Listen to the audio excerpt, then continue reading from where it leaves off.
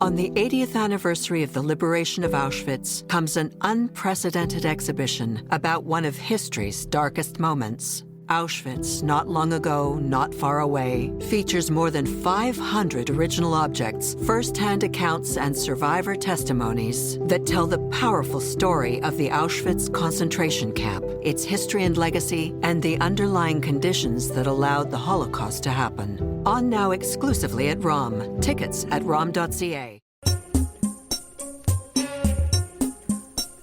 This is Bonjour Chai. The Gaza is the 52nd state edition. I'm Avi Feingold, and I'm here with Phoebe Maltzbovi. We are your Frozen Chosen.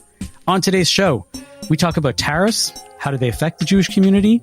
Is there a renewed sense of patriotism in Canada? And of course, we talk about Donald Trump and his plans to turn Gaza into a resort.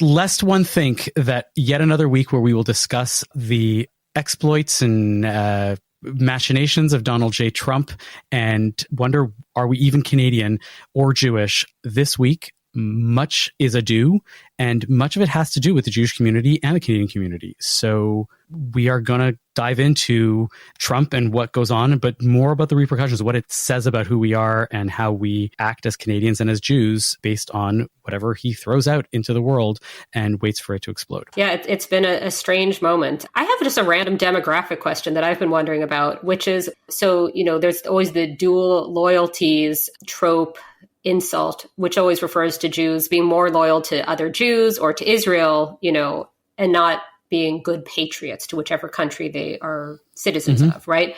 But I'm wondering whether there are more Jews, like disproportionately, who are dual citizens, US, Canada, versus the general population of, let's say, Canada. Like, are Jews more often dual citizens, do you think, with the US? I don't have the numbers. I would say anecdotally, there are quite a few. And that's probably, growing up in Montreal, I remember that there were a lot of people whose parents, one was Canadian, one was American, and meaning that they were dating and there was an arranged something or other, a shidduch, and they found somebody from New York. And so the kids automatically end up with dual citizenship. Yeah, I mean, I know that anecdotally, same. I know, like, my own family is one of these families that's American and Canadian with people, moving one side to the other, whatever. But I also just don't know whether this seems like, oh, this is totally a Jewish thing because I'm Jewish. And I'm wondering if it's a bit, I don't want to be doing the thing of like, my culture is really big into food. You know what I mean? Yeah. The thing, as they all are. So I don't know whether this is so listeners, if you have any thoughts, this is something I've just been wondering about, because I think there is something, though, to this idea that because there are not that many Jews and because Jews do tend to marry other Jews, historically, there has been more sort of border crossing of different sorts, which has made Jews perhaps more inclined to the famous, much derided cosmopolitanism, right? Parochialism and cosmopolitanism all rolled up in one. That's what we offer. Let's start at the beginning. Merely 1 week ago, Donald Trump decided that he was going to fulfill one of his campaign promises and impose tariffs on Mexico and Canada because he doesn't like the unrelenting stream of migrants and fentanyl that come in, and that tariffs was going to fix that. Sorry, can we just jump in and say that fentanyl is not, unless Trump is confused between fentanyl and maple syrup? I mean, it is addictive and it does produce a high. There just is not actually a flow of fentanyl coming from... Or migrants, for that matter. Right, or migrants, for that matter. But the fentanyl thing is just like, this is just... Yeah. But go on. As soon as that happened, it threw the entire Canada and the US into a tizzy because costs were going to go up for everybody, right? Tariffs don't affect corporations. They affect the end consumer because the cost ends up passed along to the individual buyer of whatever it is. Home prices were going to go up. Kosher food, which is a huge issue, was going to go up. Gas prices were going to go up. All of this was going to go up. And people were really, really disappointed. And then just as soon as that happened, it went away because he had two wonderful calls with both the president of Mexico and the prime minister of Canada. And both of them promised, to be sure, things that they were already doing So I feel like Trump was actually had on this one, and they went away for 30 days. He says, well, we'll revisit it in a month and we'll see what happens. So nobody actually thinks that they're really going to be here. It's just rhetoric. It's just to flex his muscle and his strength, but it's there.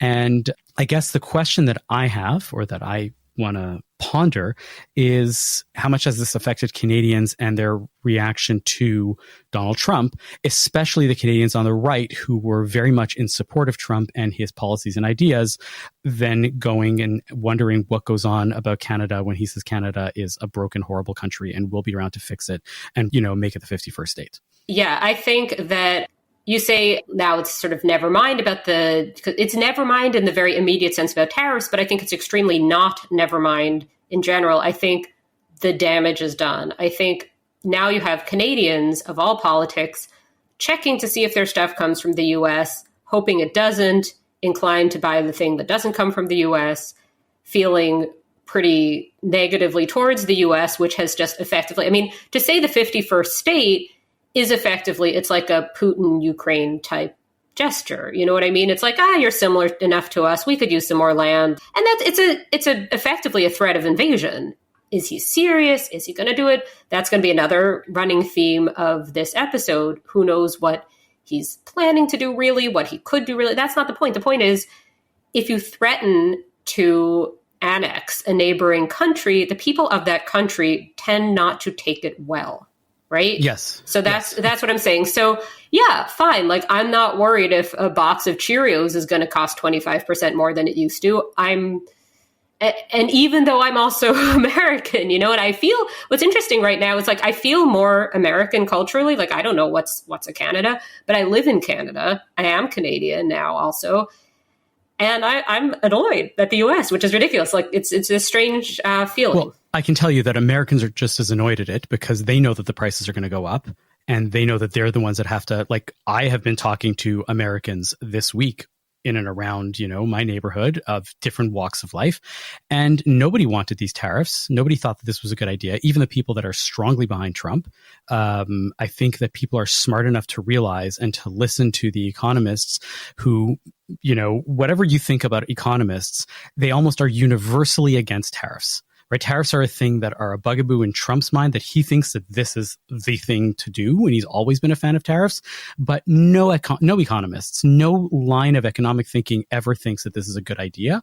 And Americans are aware of this as well, and they know how much it's going to jack up their prices of their cars, anything that comes from Mexico, and so much stuff that's coming from Canada. We are one of the prime exporters of lumber, right? For the housing industry, it means all home prices are going to go up, anything that you have to build from scratch.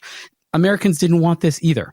Mm-hmm. And I think that this is just bluster. This was him saying, I'm going to do this because I promised to do this. And nobody stopped to think, hey, is this a good idea? And then saying, okay, well, I spoke to them and you see my scare tactics of tariffs actually worked and they promised to do better for the future, even though the better that they promised to do is actually what they're already doing, literally. Yes, that is, somebody did some screenshots of both of those. It was very funny. But yeah, so I wanted to bring it back to this question of Canadian conservatives, because there had been definitely a Trumpy moment in Canada, a kind of Trump admiration coming from the Canadian right, over to some extent anti-wokeness, whatever, anti-omni-cause, whatever you want to call it. And I think they feel betrayed, is my impression. Again, this is from reading about it. I don't know if I interact with anybody day to day who had been a strong conservative supporter and is now, wondering what to do because of Trump. I think there's been, but in terms of like seeing that Poilievre ad and so forth, where he's talking about making more free trade within Canada, like between the provinces, it seems like there is a shift towards this kind of Canada first type conservatism as opposed to a US admiring conservatism. Because, or I'm thinking like just in the really, really obvious example is Doug Ford's Canada is not for sale hat. Mm-hmm. Because I was wondering, I had no idea where this is going to go. I don't feel like my knowledge of Canada is deep enough to have had any sense. And I thought this could go any which way. It could be that there are a bunch of conservatives saying, yeah, that's right. I've had it with woke Canada. I've had it with the inclusive pride flags in front of the schools. I'm ready. Let's become America. Let's be part of Trump's empire. I thought it might go that direction, but that's not what seems to be happening. But yeah, I didn't know which way it would go. And that's the way it seems to be going, because when they've polled Canadians, very, very few want to become the 51st state. To counter that, though, I mean, this morning on the Daily podcast, the CJN Daily with Ellen Besner, one of our sister podcasts, the person that she interviewed, which was the head of this kosher food importing company that was going to be hit in a huge way with these tariffs, especially in advance of Passover. And this was the thing that had Jews really scrambling and rethinking everything.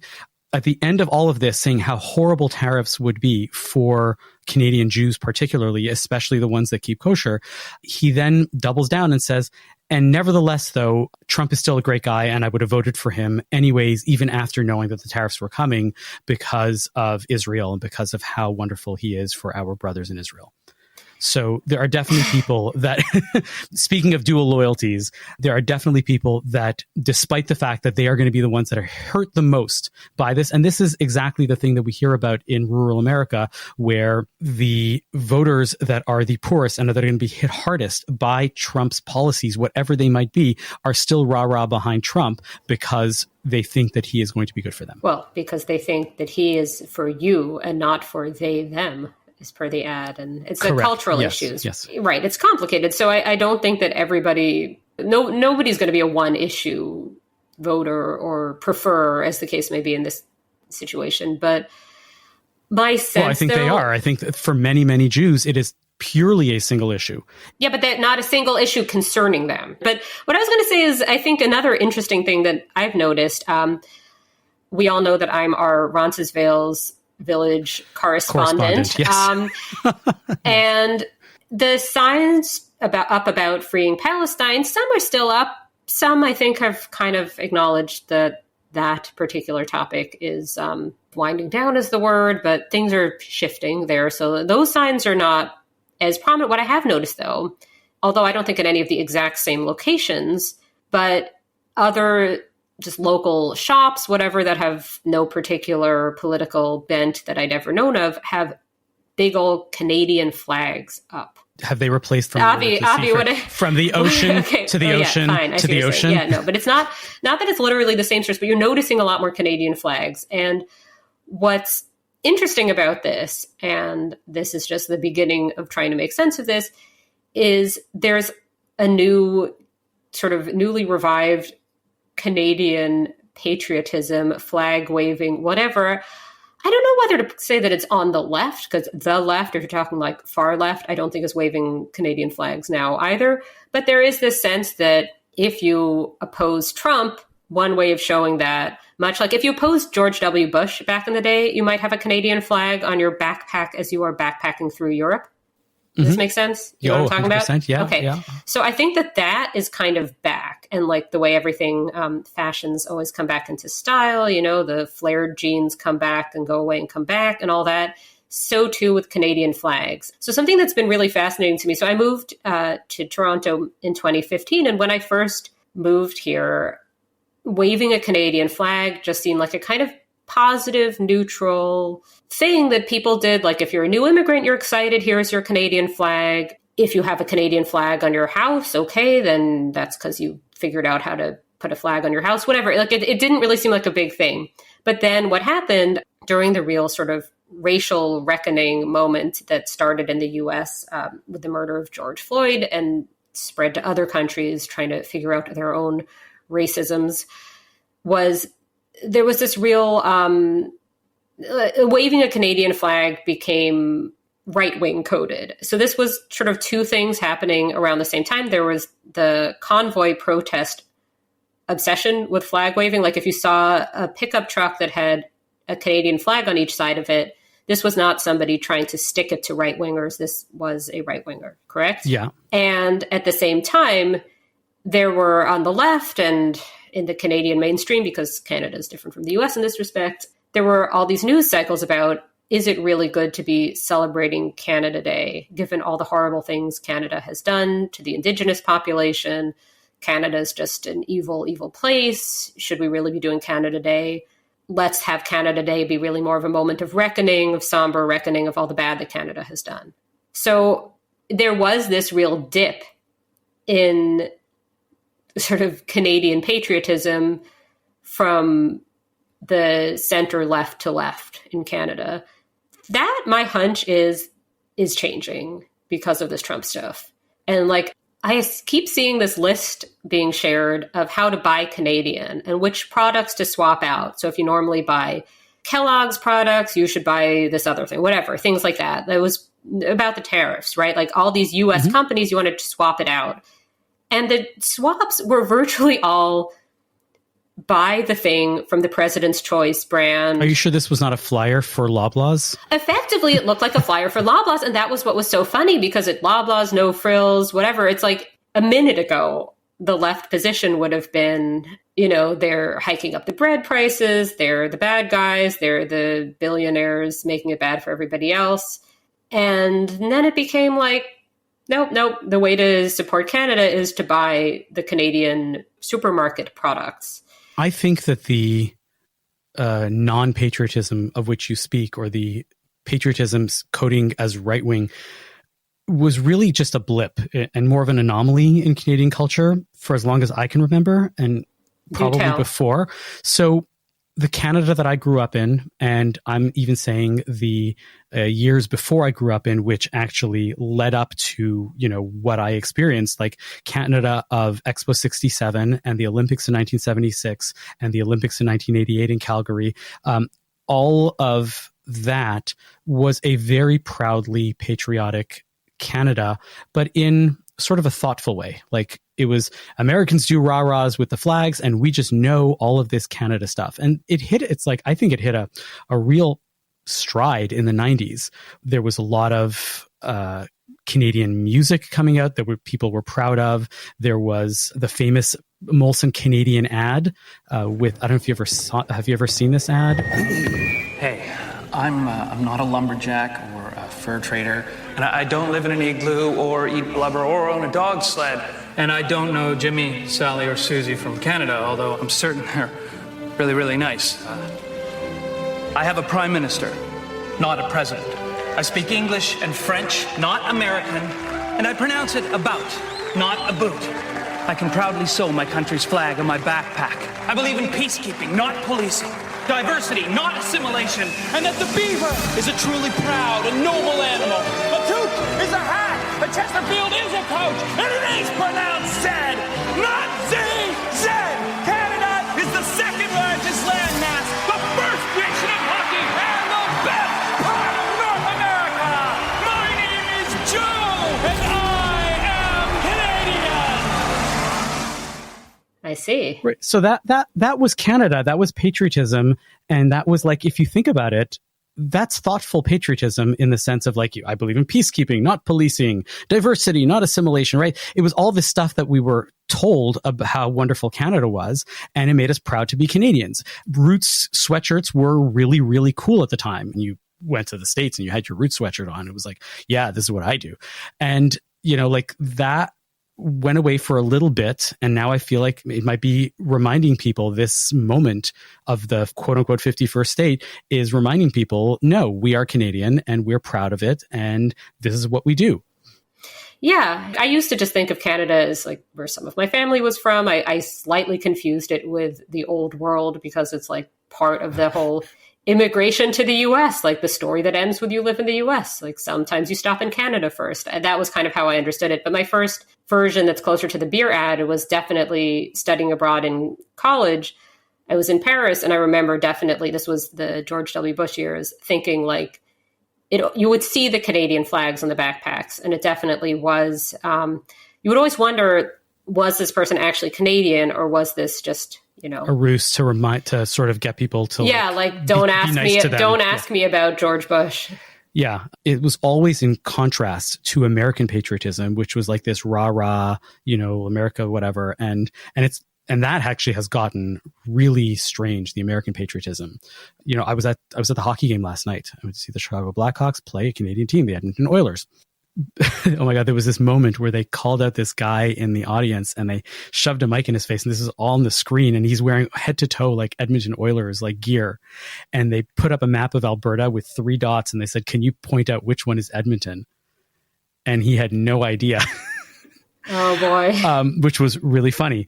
But the thing that I found fascinating was, yes, they played O Canada, and I was suitably moved by that because I hadn't heard it in any capacity in a while, because where do I hear O Canada?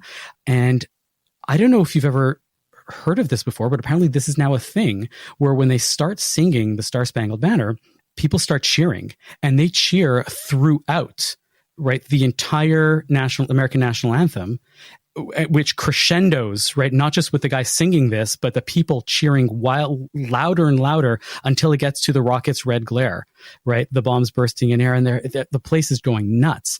And I thought that was really like a little, because in Canada, we would never do that. We have a different kind of patriotism. We love O Canada, but it's not like we sing it at any possible moment the way that they sing the Star-Spangled Banner. We're just not that cheery sort of people. We don't cheer in those kinds of ways, except for, my name is Joe and I am Canadian. The thing that I was thinking about is within the Jewish community, you would hear the Star-Spangled Banner much more in American synagogues than you would ever hear O Canada in Canadian synagogues. Oh, that's interesting. So that's an interesting patriotism sort of thing. Now you hear it more because a lot of people are singing Hatikva after every Shabbat service. And if you're going to sing Hatikva, you should sing the Canadian national anthem as well. So that happens a lot. So the intersection of patriotism and the Canadianness, I found that American Jews were always more patriotic than Canadian Jews about their Canadianness. I also think for Jews in Canada who were sort of on the left, but not loving where the left was on Israel stuff and on anti-Semitism stuff generally, I think this is kind of a moment of unity where everybody can kind of agree on opposing Trump. Like, again, one more Roncesvalles little note is that there was some graffiti that was anti-Trump, huge graffiti on the sidewalk. And my first thought was, oh my goodness, there's a topic that has nothing to do with Palestine that has revved people up. Speaking of which, Palestine's going to be the 52nd state. Is that where we're moving towards? Yeah. So there well, I don't know. So let's see. Yeah. Canada's the 51st. Yeah. Greenland's going to be the 52nd. Mm-hmm. Is that it? Do we count Panama yet, or is it just the canal that he wants to take over? I think so. What does Donald Trump want to do with Gaza? It's going to be huge. It can't be huge. It's geographically not very huge. He wants to, as I understand it, make one of those kind of 1980s looking glass buildings where it says Trump in big gold letters. And instead of saying Trump Tower, it'll say Trump Gaza.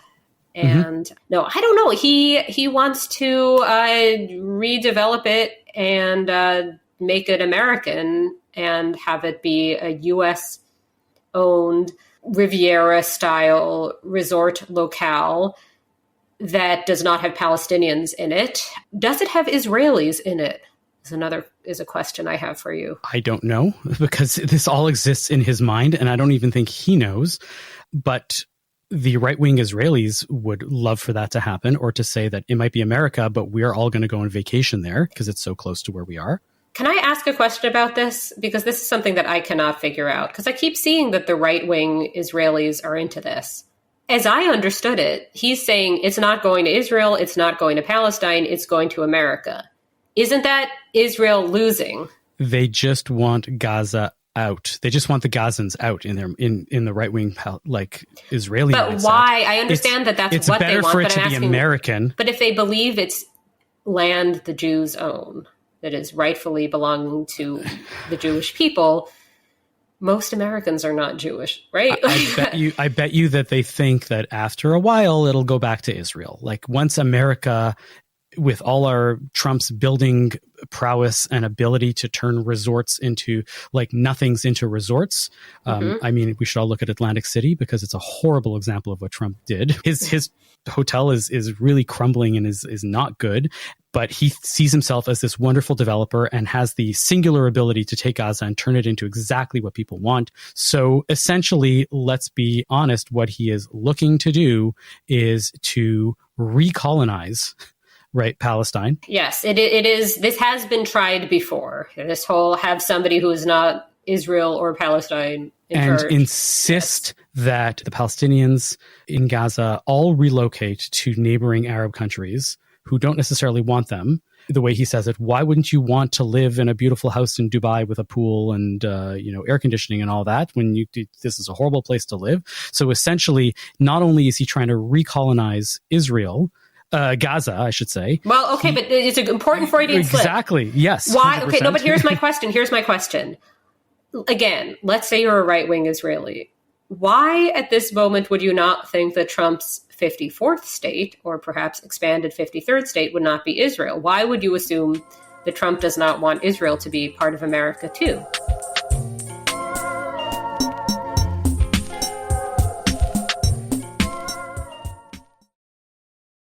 On the 80th anniversary of the liberation of Auschwitz comes an unprecedented exhibition about one of history's darkest moments. Auschwitz, not long ago, not far away, features more than 500 original objects, first-hand accounts, and survivor testimonies that tell the powerful story of the Auschwitz concentration camp, its history and legacy, and the underlying conditions that allowed the Holocaust to happen. On now exclusively at ROM. Tickets at rom.ca. What it has me thinking about was the Uganda question. And there's a reason why, early Zionists didn't take Uganda or whatever other country was offered to them. And in my research on Zionism recently, I found that there was actually a lot of different countries that were potential options as alternatives to Israel for a Jewish state. There's reason because it's not where they want to be. And Palestinians want to be in Gaza. That is their land, and that is what they want to be. To go and say, well, I'm going to give you a better house, it's just going to be not where you live, that's, a slap in the face, the same way that Trump just assumes that I'm better than you. America's better than Canada. Why wouldn't you want to become part of Canada, a part of America? Right. I mean, this gets to the other aspect of it, which is that there was a movement to support Donald Trump, or at least not to support Kamala Harris, in the name of helping Palestinians, which in light of all of this seems maybe not entirely thought through, because what he's proposing is it's ethnic cleansing. I mean, that's all it is, right? It's just... Yeah, it's also wildly impractical and never going to happen. Let's be honest. I'm not doing that. No, because it was wildly ridiculous that Donald Trump would become president, and he did. I'm not... he might... No, I think knows? This is just like tariffs. This is just stuff that he says, right, without asking himself, what are the implications and how can I go about doing this? Right. So there is the theory that he's negotiating here, and that this is all... On the one hand, he's saying America should be out of all foreign war conflicts.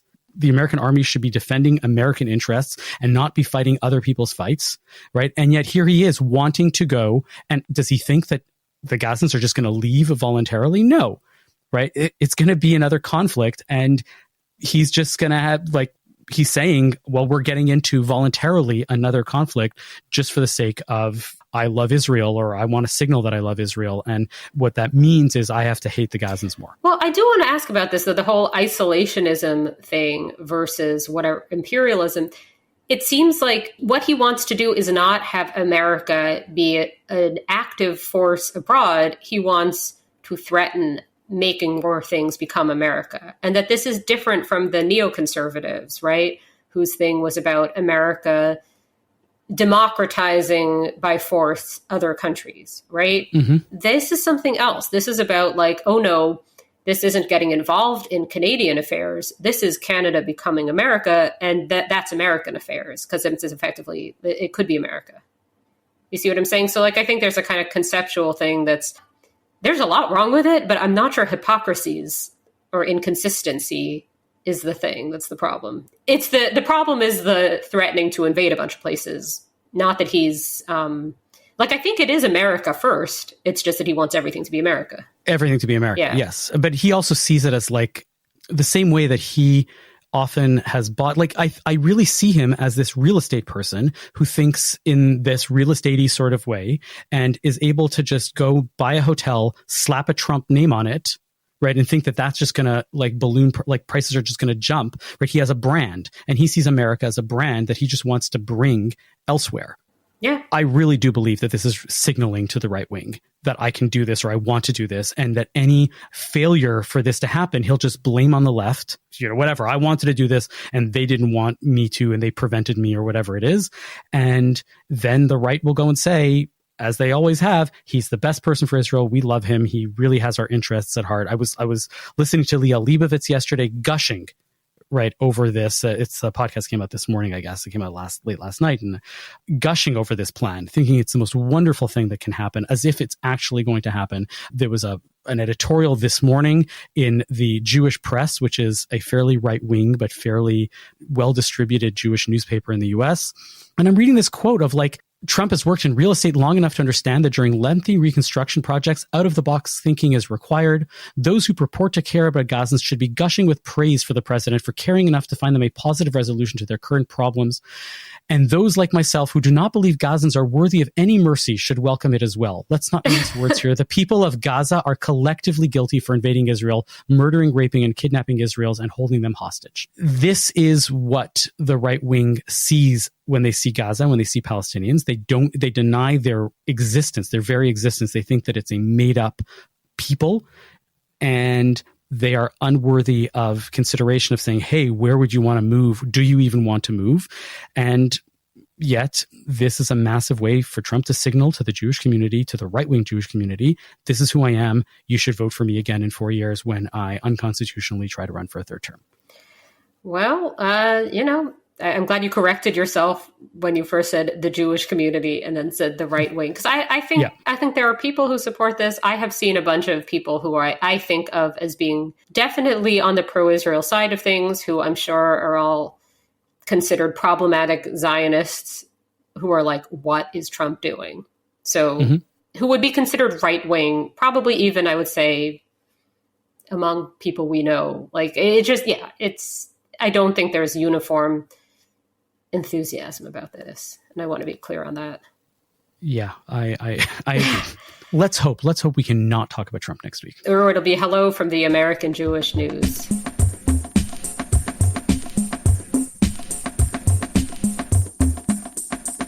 Phoebe, got any nachas? I do, and I'm going to have to apologize in advance for it being completely to do with what we've been talking about, but I'm going to recommend Season 3, Episode 3 of the show Benidorm, because it has a Donald Trump reference that specifically like he's named, but also just an entire plot that foreshadows this absolutely ridiculous thing of Trump turning Gaza into a resort. I don't even know. What is this show? Okay, so I'm going to explain. So Benidorm is a sitcom from the early 2000s that is about some working class British people from the north of England who vacation at an all-inclusive resort in Spain, in Benidorm, Spain. Okay. And one of the characters is a kind of self-made businessman, entrepreneur type, who decides that he sees that there's an empty island near where their resort is. And he decides he's going to open some shops and he's going to maybe open a hotel, he's going to try to build it up. He's going to develop that land. And he asks a man just on the island, a Spanish man who doesn't really speak English, about like who the land belongs to so that he can develop this land. And the man says, that the land belongs to the Doves, and that you cannot develop it. No, you don't have permission. You cannot have permission. The land belongs to the Doves. And Mel, that's the guy, responds by saying, it's not what you know, it's who you know. And he tries to track down the Doves, who he assumes is some kind of big shot in the business sector or politics, whatever, in Spain. What he learns is that this island belongs to the doves, that it is a nature preserve. It cannot be developed because it is not land that can be developed. It is a nature habitat, right? So there's a line, though, where Mel, that's his character, is sitting with his wife, his new wife, and her family, who are all not business big shots. They're these very working class British people. And this boy, who's like about 8 years old, says, "Where's Mel?" And his father says, "Mel, oh, you mean Donald Trump?" Because he's off trying to finagle this deal.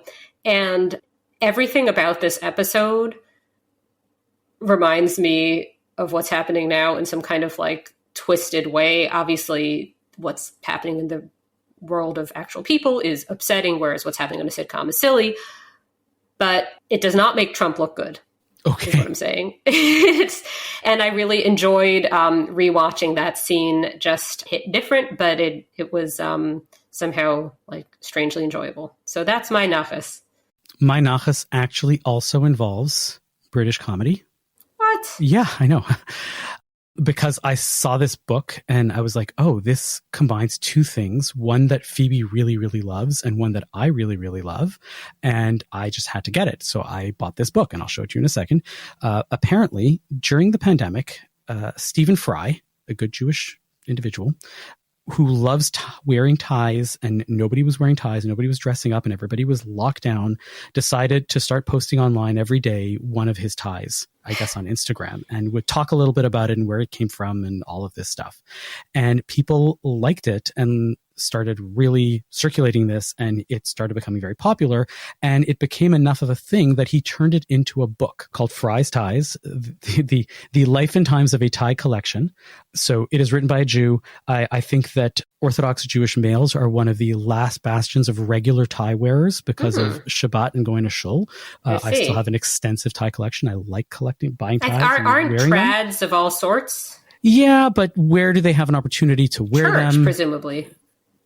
No, I don't think that they don't those wear people. Ties to I church? don't think that. Maybe, but I've seen the casualification of church lately a lot. Also, so yeah, that's my endorsement. If you like ties and you like Stephen Fry, go pick up this book or just flip through it, go to the library, find it. It's cute. Or just go on his Instagram. I found some overlap. I didn't find any ties that I actually overlapped with, but a lot of the brands, a lot of the things that he went for. He was like, yes, I like that brand of ties. Yes, I like those brand of ties. Yep.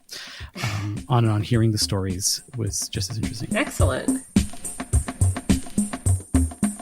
Thank you for listening to Bonjour Chai for the week ending February 8th, Shabbat Parashat Bishalach. The show is produced by Michael Fraiman, edited by Zach Kauffman. Our executive producer for CJN Podcast is Michael Fraiman. Music is by So-Called.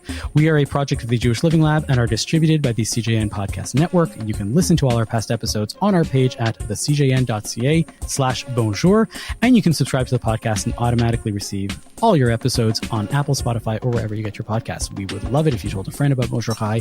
It is one of the best ways we get new listeners. As always, you can email us with comments at bonjour@thecjn.ca.